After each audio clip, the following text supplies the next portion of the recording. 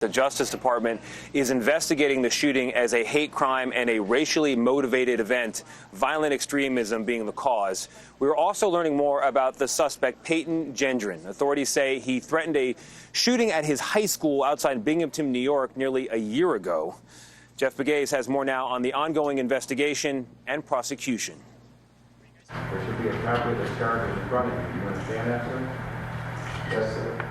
Wearing a paper gown and mask, 18-year-old Peyton Gendron was arraigned over the weekend for the shooting deaths of at least 10 people at a top supermarket in a predominantly black community.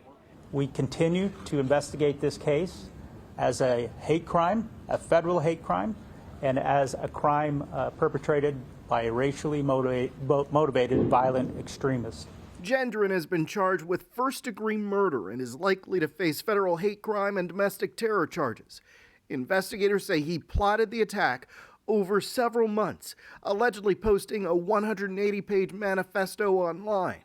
He described himself as a white supremacist and anti-Semite and referred to the racist idea known as replacement theory, the notion that white Americans are at risk of being replaced by people of color. This is a very urgent threat. In fact, we're seeing the FBI and law enforcement move resources away from, say, ISIS and al-Qaeda cases onto white supremacy cases. Extremist experts say that he is part of an alarming spike in white supremacist and domestic terrorist activities online. There's a sense of community online that eggs them on, that encourages them to do this. And they use what they learn online to go onto the physical world and kill people. New York State officials say that Gendron had threatened a shooting at his high school last year. The individual was brought in for a mental health evaluation. He was evaluated and then he was released.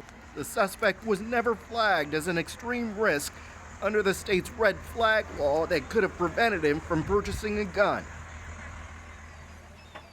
Under the state's red flag law, certain individuals, whether it be family members or law enforcement, if they believe that someone is a threat to the community, can go to a judge, petition that judge to issue what's called an extreme risk protection order.